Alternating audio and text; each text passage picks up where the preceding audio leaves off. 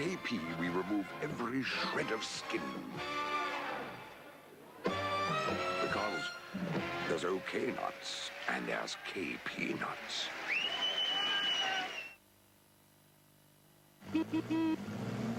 Chocolate. Oh, yeah. Caramel. Mmm, crunch. Twix Fits. Now on Yorkshire, we learn about the art of survival in the office with a new comedy series featuring Fiddlers Three.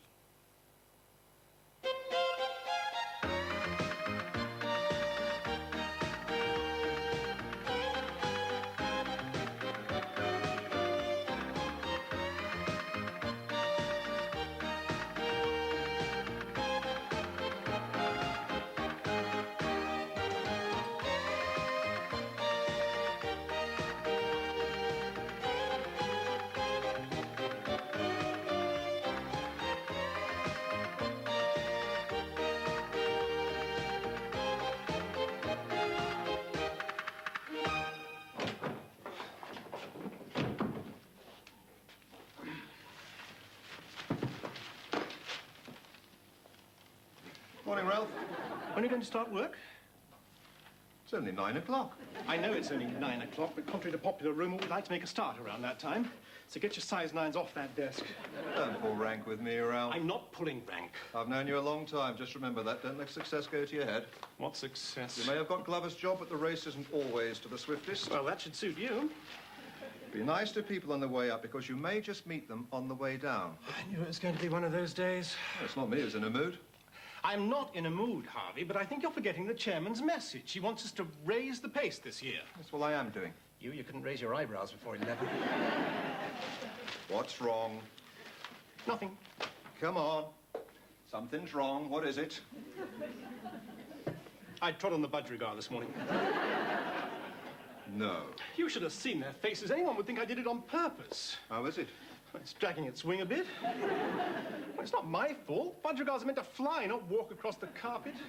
Trouble was, I was in such a hurry, you see. I had to get the kids to my mother's, Ross to the clinic. I still haven't picked up the baby food and the bottled water. Oh, you can slip out later. I'll cover for you. No, Morley wouldn't like it. No, of course he wouldn't, because Morley is a mean, miserable ratbag. Well, I wouldn't say that, Harvey.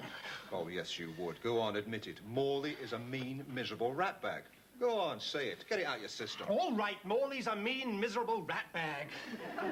Keep your voice down. He's in the office. What? Why didn't you tell me? He's early. He's worried. Oh, we're all worried, Harvey. Well, apparently the MD had him on the carpet for 3 hours yesterday. He wants to know why we haven't balanced the accounts. So don't we all? Oh, I'm not surprised. I could see this coming. I wish you'd told me. I'd have emigrated. Trouble is, we've never been able to replace Glover. Wait a minute. I replaced Glover. That's what I mean. We lost Glover. We got Osborne. It's been downhill ever since. Yes, I think I better have a word with Osborne. I don't think he realizes the gravity of the situation. Well, now's your chance. He's coming through the gates. I don't believe it. He's almost on time. Maybe he does realize the gravity of the situation. I doubt it. He's carrying 6 library books and a bag of Brussels sprouts.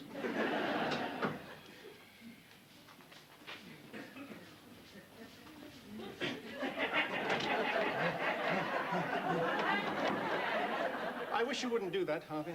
Who is that? That's Norma Dove, JJ's new secretary. She's been transferred from purchasing. Oh, I could really fancy her.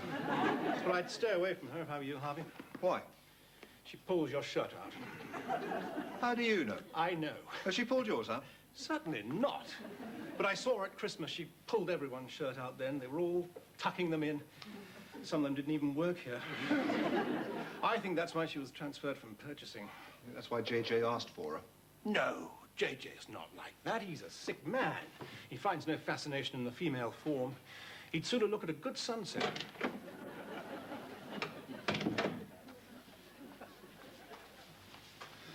If JJ finds no fascination in that, he's not just sick, he needs embalming. Hello, my dear. I don't believe we've met. Shut up, Grandad. Did you hear that? Yes, she said, shove off, Grandad. Yes, I heard. Obviously playing hard to get. Could we just concentrate on these figures, please? You tell that to Osborne. You know he started writing poetry. No. Come here. Look at this. The blood-red sun wept crimson tears. Osborne wrote that? Yeah. I don't believe it. Well, there's a tender side to Osborne. There's a tender side to rump steak. That'll be more useless than Osborne is at the moment. Watch out, it's coming. What are you looking for? A bank reconciliation statement. It's on the desk. Oh, yes, thanks very much, Osborne. Only I'm rather hurried this morning. You should have been here at 9 o'clock. Why? What happened? Nothing happened, that's the point. Nothing happened because you were out buying Brussels sprouts. Mother asked me to get them. Oh, really? Well, why didn't you get some potatoes as well, and we could all have sat round and peeled them for you? What? For the last time, I'm not interested in your domestic arrangements, Osborne. All I want you to do is get your pen out of your pocket, that's the blue thing next to your comb, by the way, and get some work done. What's the matter? Oh, he's in a mood. I can see he's in a mood. I am not in a mood. He's changed since he got Glover's job. Yes. Well, remember what happened to him? How is he these days? He's paralysed all down the left side. We must get him some grapes. Don't save your grapes, you'll be next. He put Glover in intensive care and he'll do the same to you. First the cold silences, then the shouting, and then finally the cuttings out of the newspaper. Jobs from abroad. Usually the Congo. Further the better. That's what he did to Glover. He didn't do anything to Glover. Oh, come on, Ralph. You were there that night. What did he say to him? Oh, nothing. It was all perfectly amicable. Glover was smiling when we left him. Glover was smiling when they found him. Look, I can assure you that... What are you doing now? Eating a cake. But you've only just had your breakfast. I'm hungry. You can't eat sticky cakes on the firm's time, Osborne. You get your hair cut in the firm's time. Well, it grows in the firm's time. Well, I get hungry in the firm's time. Look at him. I think it's disgusting. You want one? What's in them? Cream and jam. Oh, all right. What about you, Ralph? Oh, yes, thanks very much.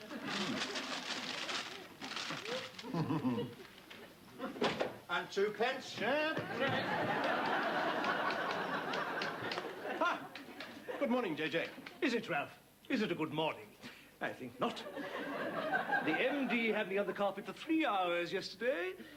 I gave him certain assurances. I come back here like Moses from the heights, bearing his commandments, only to find my people feasting and making merry. It's not good enough, Ralph. The situation is serious. We do appreciate that, JJ. We're all pulling together on this one. Are we? Do you have to have that thing on the back of your van, Osborne? What's that, Mr. Morley? That sign. I'm constipated. I haven't passed a thing all day. Do you think that's funny? Yes. You must have a distorted sense of humor. I thought it would brighten it up. Well, I just thought the plastic flowers, the swinging monkey, and I was at Longleat would have been... But I see we're writing on one side of the scrap paper again, Ralph. No wonder profits are down. What's this? The blood-red sun wept crimson tears. Is this poetry? And are we writing bloody poetry now? Are we descending to this sort of garbage? We have to get the show on the road, Ralph. Now, what's the position with the cash? What? How much are we out? Well, if we rounded it off... Round it up and give it to me straight. I don't want any rosy pictures. I don't want any false optimism. I want the hard facts. We're 127,000 out, JJ. Oh, my God. Is he all right? I don't know. He said he wanted the hard facts. I don't think he wanted them that hard. Is he crying? No, it's just the pressure. The doctors warned him. I'm not going to get tense. I'm going to keep calm. I shall ignore the fact that my career is in ruins. I'm not going to sacrifice myself on the altar of commerce. That's what poor Glover did. How is he, by the way? He's feeding himself, JJ. Oh, wonderful. We must send her some grapes. After all, what happened to Glover could happen to any one of us. It's a warning to slow down, JJ. We must learn to relax. If you relax any more, Osborne, you'll fall out of that bloody chair. I must warn you, storm cones have been hoisted, gentlemen. The auditors want the final accounts. Where are they, Ralph? They're not ready, JJ. We're doing our best. Your best? This is like trying to fight Trafalgar in a leaky ship, Ralph. Well, I wouldn't say that, JJ. Oh, I would. I need those accounts. And nobody goes on holiday until they are balanced, and that goes for you, Harvey. You're not going off like last time without telling me. I did tell you, JJ. A phone call from Heathrow. I couldn't hear you above the roar of the jet engines. I want those accounts balanced, and if they are not balanced, Osborne, somebody's going to be weeping crimson tears, and it's not going to be me. Some of you may be under the misguided impression that the captain always goes down with his ship. Well, let me assure you, gentlemen, I won't even get my feet wet.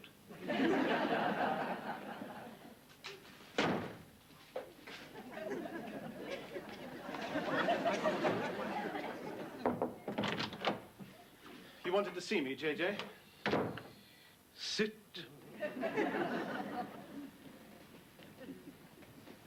I was on the carpet for 3 hours yesterday, Ralph, Yes, JJ. with the managing director dancing around me like Salome. Salome? Well, he wants somebody's head in a plate, and it's not going to be mine.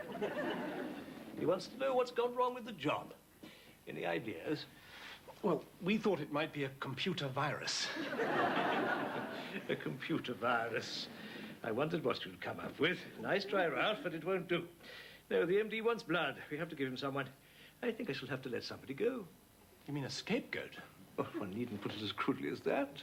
Scapegoat implies a certain innocence. One could hardly call Harvey innocent. Harvey? He had 6 weeks' holiday last year, Ralph. Yes. Well, the managing director only gets 4. But he was ill for the first 2 weeks, JJ. Yes, I saw the sick note from Tunisia. Made out in a souk. Hardly convincing. And he's a moonlighter, Ralph. He tried to deliver some coupons to my house last night. It was late and he tried to muffle his face, but I saw him. And what about Osborne? My God, what are we going to do about Osborne? He's got a good brain, JJ. A good brain? Where does he keep it? In a drawer? He certainly doesn't bring it to the office. It's not good enough, Ralph. I expect you to keep discipline. Yes, I'm sorry, JJ. I can't take any more. Do you know how many pillows I needed last night? 6. 6 pillows under me before I could sleep. I was almost vertical, Ralph. I never wanted this. All I ever wanted were a few lobster pots down in Dorset. A little fishing boat, cottage on the cliffs. And now look at me. Look at these hands. See how they shake. Getting and spending, we lay waste our powers. Do you know what I'm trying to say, Ralph? Are you thinking of leaving, JJ? Where would I find another job like this? No, I'm not leaving, but somebody is, and damn soon. But they're my friends, JJ. Your friends, well, remember those immortal words, greater love hath no man than to lay down his friends for his life.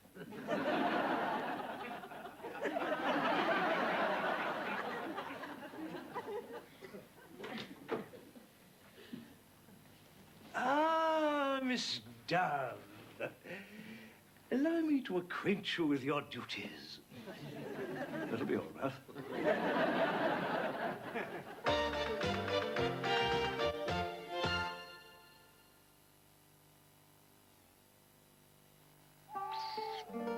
Romeo, Romeo, wherefore art thou, Romeo?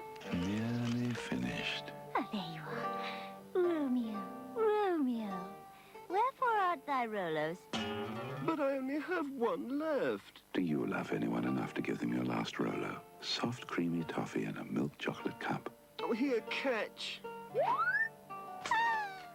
My hero, my Rolo. New Pal Partners Light. Just one look tells you its meaty chunks and carrots will keep your dog and you partners for life. Ever thought what would happen if 2 journalists with completely opposing views were to write on exactly the same paper? Well, now you can find out. Because Julie Burchell and Sir John Junior both write in the Mail on Sunday. At 9 o'clock this evening, a property developer makes Arthur a very attractive offer in Minder.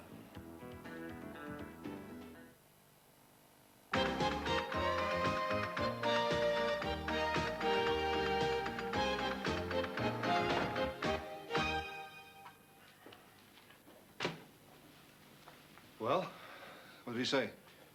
He wants to let someone go, Harvey. Yes? Obviously, we don't want to cause any hardship. Oh, no, of course not. So if someone's going to resign, it should be someone with resources, someone who won't feel the pinch. Well, what are you looking at me for? You're responsible, you're in charge, you resign. I can't afford to resign. Well, neither can I. Yes, but you're a dinky, Harvey.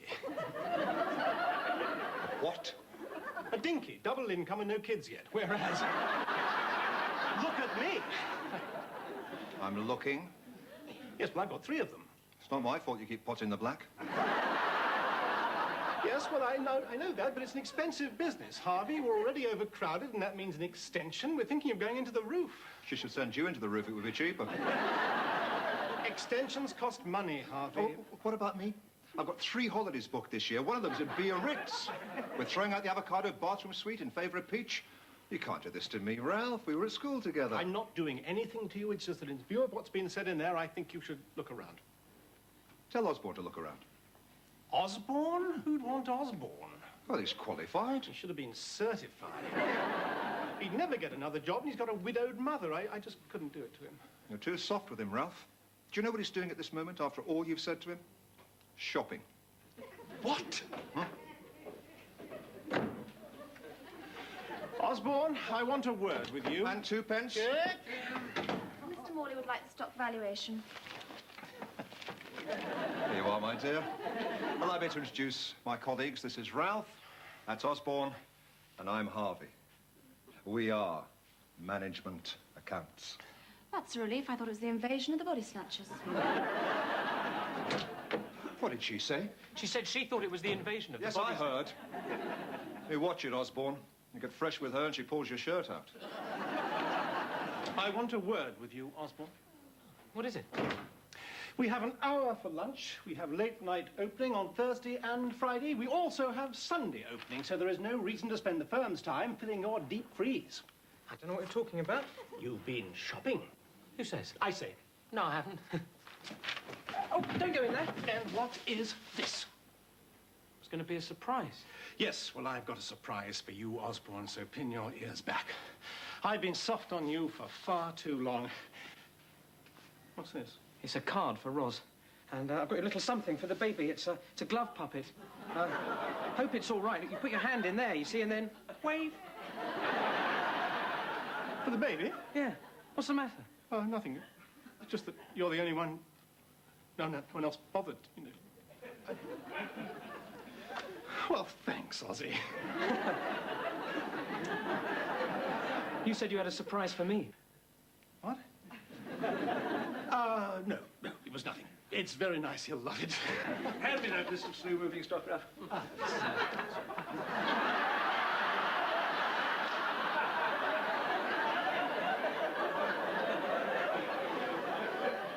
What's this? Carnival time, Ralph? It's for the baby. Charming. Well, perhaps you could have a word later.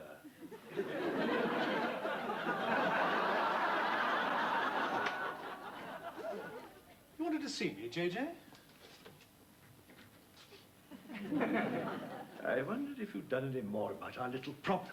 Well, I've had a word with them, but frankly, I don't see how we can let either of them go. Your loyalty does you credit. May I say that? Oh, thank you, JJ. Yes, it was always going to be you. And that. What? The honourable thing. Get out while there's still time. It's too late for me, of course, but not for you. Think of your family. There's no future here, not for an ambitious man. But where would I go? Oh, I thought about that. I saw this in the evening papers. Wonderful opportunity. Tremendous prospects, high salary, good allowances. You could come back a rich man. Where from? Zambia.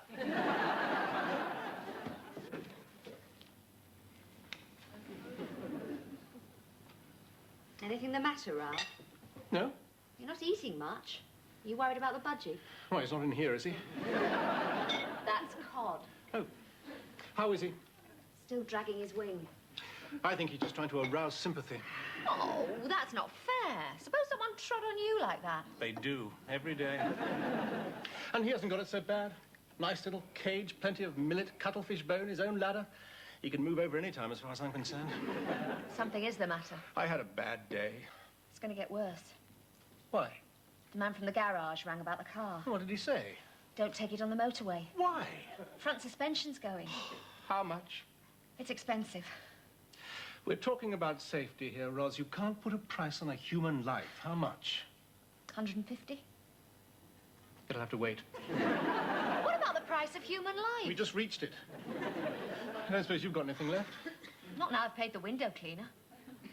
A window cleaner? We'll be having a gardener next. Couldn't you have cleaned them? Not the upstairs. Well, you could have sat on the sill. I might fall, Ralph. Well, not if I held your legs.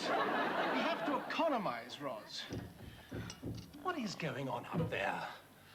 They're trying to cross the room without touching the floor. It's something to do with Star Trek. I think they're trying to achieve weightlessness. Doesn't sound like they've succeeded. You'll have to go up. I can't face it tonight. Tell me what happened. I've postponed a nervous breakdown to get this meal. The least you can do is talk to me. Morley wants to let someone go. I think it's me. He can't do that. He can. He advised me to go to Zambia. Are you going? Roz, there are worms out there that come through your boot, up your leg, and into your bowels. So what are you going to do? Well, I've been talking it over with Harvey. We're going to stand firm. You and Harvey? Yes. But you don't like him. Well, of course I do. We were at school together. Yes, and he used to give you the Chinese burn. Yes, well, that was 20 years ago. They never invite us round these days. Not since they got that white carpet. Well, that's because of the kids. So what are you and Harvey going to do? No more overtime until Morley comes to his senses. Nobody goes in until he changes his attitude. Harvey's doing overtime tonight. What? Oh, Grace told me. I saw her in the supermarket. She says he's really hopeful of promotion this year. He says his prospects have improved. Where are you going? To check up on the bastard. What about the baby? What about it? Who's going to walk up and down with him? Well, you'll have to, Roz. Ralph, I've worn a groove in that carpet today. Then try this. It's a puppet. You put your hand up its back and manipulate it. And my God, I know how it feels.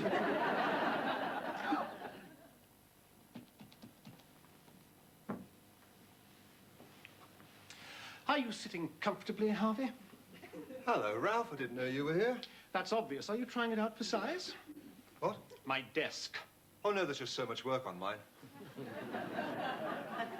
I thought we were going to stand firm. Yes, well, JJ asked me to come in and look at the bank lodgements. He thought I might spot the error.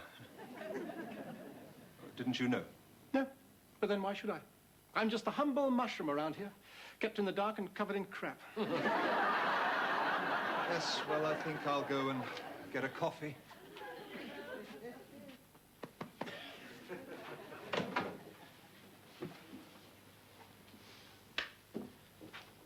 Oh, hello, Ralph.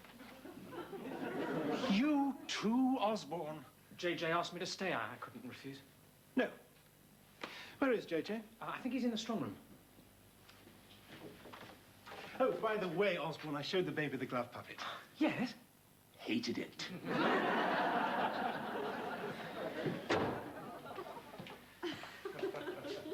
No, my dear. All I ever wanted was a few lobster pots down in Dorset, a little fishing boat, a cottage on the cliffs, and, of course, someone to share it with. I do have the cottage, but alas, it stands empty most of the time. Mrs. Morley doesn't travel well. Do you travel well, my dear? Yes. Yes, splendid. Oh, hello, Ralph. JJ? Will that be all, Mr. Morley? Yes, sister. Glad you came in, Ralph. Suddenly realized, attractive young woman, dimly lit strong room late at night. I could have been compromised. Yes, a man in my position has to be careful. Mrs. Morley's often warned me about that kind of thing. How is Mrs. Morley these days? Oh, in a sudden shock, Ralph. I try not to worry her. You do understand? Oh, of course. Good man. That's what I like. Loyalty. Call me old-fashioned, but that means more to me than getting the figures out on time. And that's what I told the PA. We're a team, Ralph. We shall link this together. So you don't think I should look around, then? Of course not. I couldn't do without you, Ralph. Good night, old chap.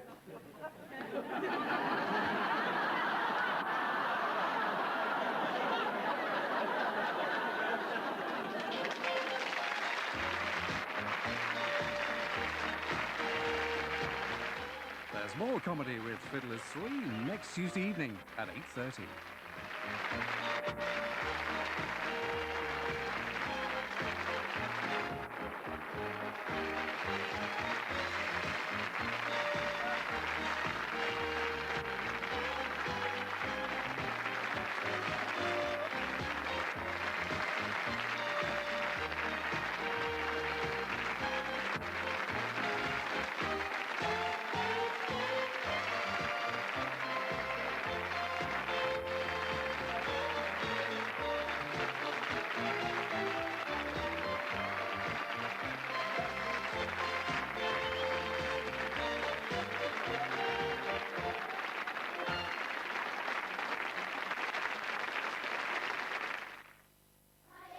Madagascar, off the coast of Africa, is the home of some of the world's rarest creatures. Gerald Durrell, world-famous naturalist and author, leads an expedition into the remote northeast of the island to hunt for one of the most endangered. But the aye-aye proves elusive. Nothing? No, sir. The local witch doctor consults his ancestors to help in the hunt. But will they find what they're looking for? Gerald Durrell and the quest for the magic finger tonight after news at 10.